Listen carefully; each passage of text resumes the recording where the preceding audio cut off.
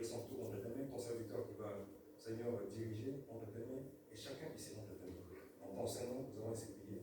Disons Amen. Amen. Amen. Amen. Amen. Que Dieu vous bénisse, vous déjà qui êtes là. Et je crois que chacun d'entre nous a eu le temps de faire la préparation de notre enseignement que nous aurons à faire. Et quand on annonce l'enseignement, nous devrons nous munir aussi de bouts de papier, de stylo, pour bien pouvoir noter. Parce que demain ou après-demain, tu peux proposer cela ailleurs. Tu connais déjà par où. Amen. Amen. Voilà. Alors, le texte, c'était dans quoi? Le texte qu'on avait demandé de préparer. Pardon? Deutéronome 22, verset 5. Amen. C'est un texte qui souvent engendre beaucoup de polémiques, qui souvent crée aussi même des désordres. Mais ça vaut le coup d'apprendre. J'ai parlé avec l'ancien enseignant. Je crois qu'il y aura d'autres dimanches où nous ferons que les enseignements. Parce que tout le monde ne vient pas. C'est dommage. Vous savez, en Afrique, quand on dit enseignement, l'église est bondée. Parce qu'ils savent que, surtout encore notre façon de faire, de poser des questions et de répondre, c'est la meilleure des façons. Amen. Mais là-bas, quand il y a enseignement, c'est grave. C'est plus que le dimanche. Parce que c'est là où les gens en profitent. Mais nous sommes dans un terrain difficile et nous faisons avec. Ce matin, j'ai été à Emmaüs, quelque part, et j'ai acheté cette Bible, les Chouraki. C'est parmi les anciennes de ma Bible. Alors, je me suis dit, mais pourquoi ne pas aussi l'amener à l'église? C'est là où j'apprends que Deutéronome veut dire parole. Je ne savais pas. Alors, mes bien-aimés, nous devons comprendre une seule chose, que les sujets d'habillement, les sujets des vêtements nous concernent tous. Nous savons que quand l'être humain a péché, ils étaient nus. Et il n'y avait pas la honte pour cela. Mais après le péché, ils ont découvert qu'ils étaient nus. Alors, ils voulaient se cacher. Quel a été le premier habit ou quelque chose qu'on peut assimiler pour un vêtement du monde? Premier qui a été fabriqué.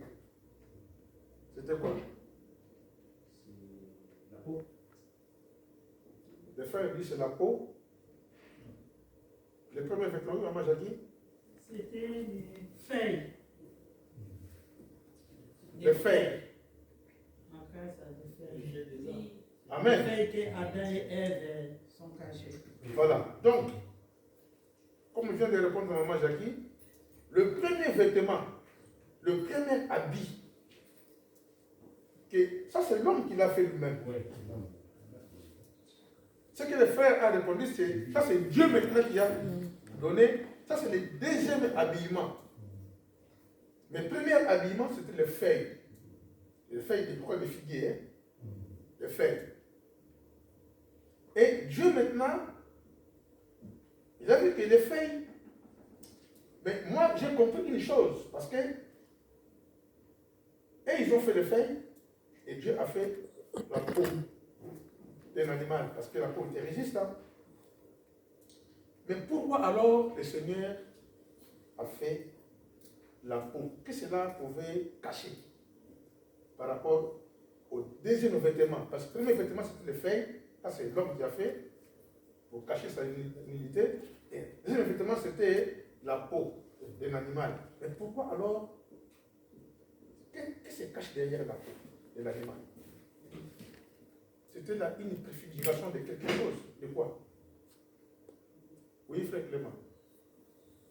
Merci. D'abord, pour l'avoir, il fallait tuer un animal. Oui. Et l'animal devait sortir sur le sol, déverser sur le sol. Oui. Et les sangs préfigurer les sangs de Jésus.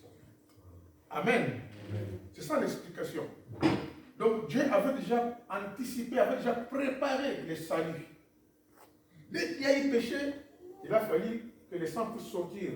C'est pour cela, quelque part, on nous dit que sans effusion du sang, il n'y a pas de pardon des péchés.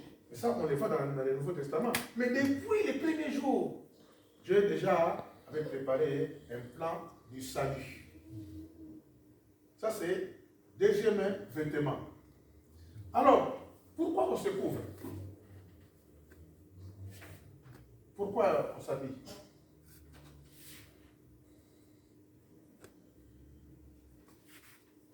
Pourquoi on s'habille?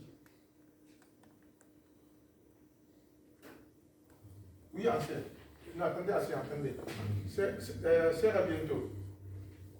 Pour cacher le corps. Pour cacher les corps. Comme le premier, Adam et Ève, ils ont cherché à se cacher, à cacher leur corps, nous aussi, on s'habille pour cacher les corps. Amen. C'est important, c'est pour se couvrir.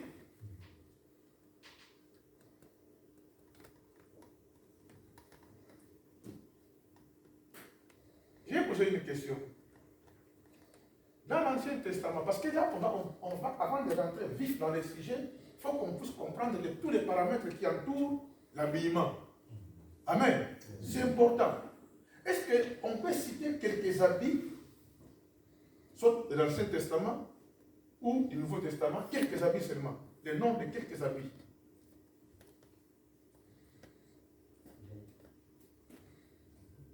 Oui, frère Clément, un seul, tu cites un seul et puis on va citer chacun à son tour. Il y avait des lins fins. Les lins fins. Bon. Oui. On garde. Oui, maman Jackie? Moi, je cite les tuniques.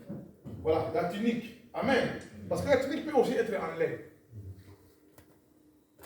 Donc, le lin, c'est le tissu, mais la tunique, c'est vraiment quelque chose qui a été construit comme cousu, comme vêtement.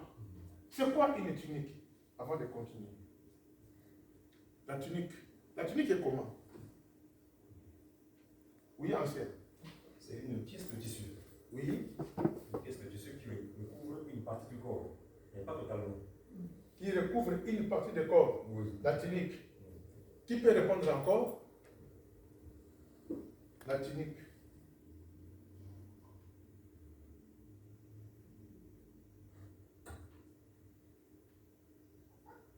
Personne? La tunique, c'est quoi?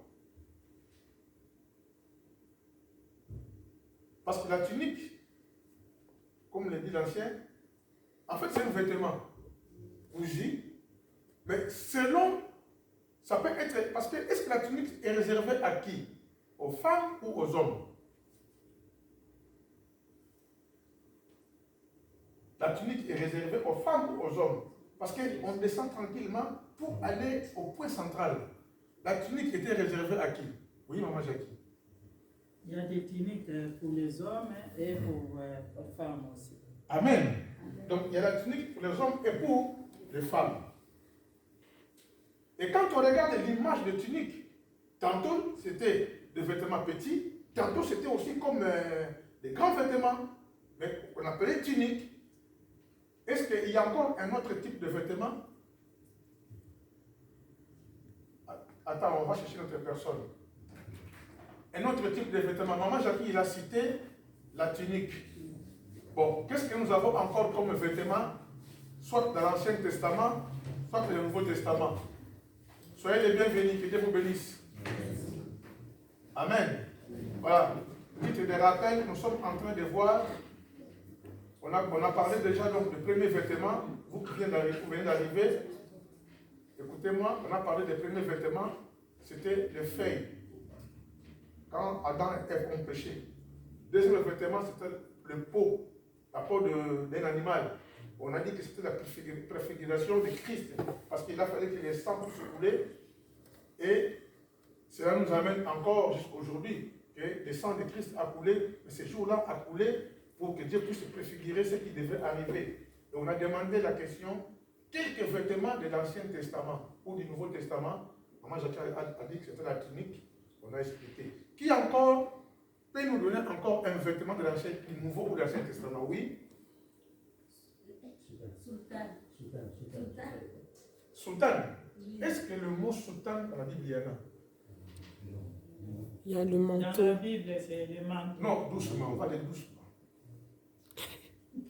Amen. On ne faut pas parler comme ça ensemble.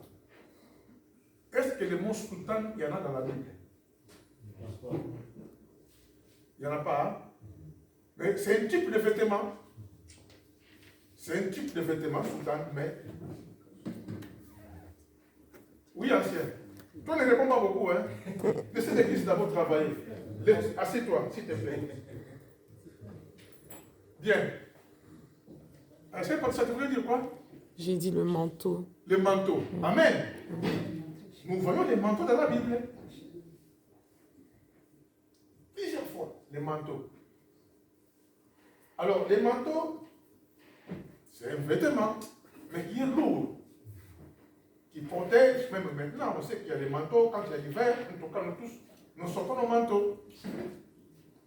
Mais est-ce que les manteaux étaient réservés seulement aux hommes ou aux femmes aussi? Parce que souvent, on va prendre les manteaux, mais habille-moi les manteaux, Élie, les manteaux. Mais on ne parle pas des manteaux de femmes.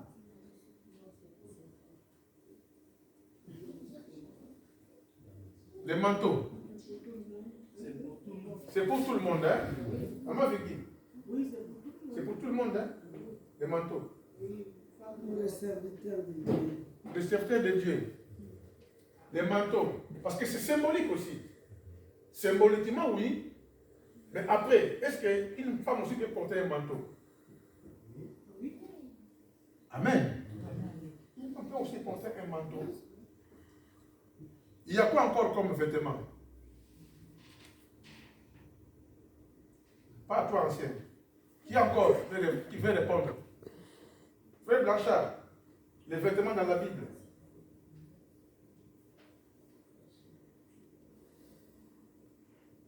Maman Jackie. La robe. Amen. Ce sont des termes qui sont faciles, que nous connaissons. Est-ce qu'il y a un passage où on parle de la robe dans la Bible? Ancien, si tu peux nous aider. C'est l'histoire de la femme qui a résolu dans son cœur que si je touche Oui. le bout de la robe de Jésus, Oui. un miracle va se produire. Amen. Amen. Qui encore a un exemple de la robe? Qui encore a un exemple de la robe? C'est facile, mes bien-aimés, même dans le Nouveau Testament. La robe. On se souviendra, mes bien-aimés, que l'enfant prodige, quand il était parti, quand il revenait, son père a dit quoi? Qu'est-ce que son père a dit quand il a vu l'enfant? Il lui a donné l'anneau et quoi? Une belle robe. Mais c'est un garçon. Oh. Alors, la robe est réservée à qui alors? Parce qu'on sait que la robe, c'est en tout cas, si je demande à cette Patricia, la robe c'est pour qui? C'est pour les femmes. N'est-ce pas? Mais pourquoi maintenant ces garçons doivent aussi porter une robe? Pourquoi? Pourquoi on parle de la robe même pour un garçon? Oui, maman Jackie? Parce qu'il y a des robes aussi réservées pour les hommes, Oui. et il y a des robes réservées pour les femmes. Ah bon? Oui. Oui, maman Rachel. Là, il est devenu une nouvelle créature devant Jésus. Oui. Et son père aussi, une nouvelle robe. Voilà.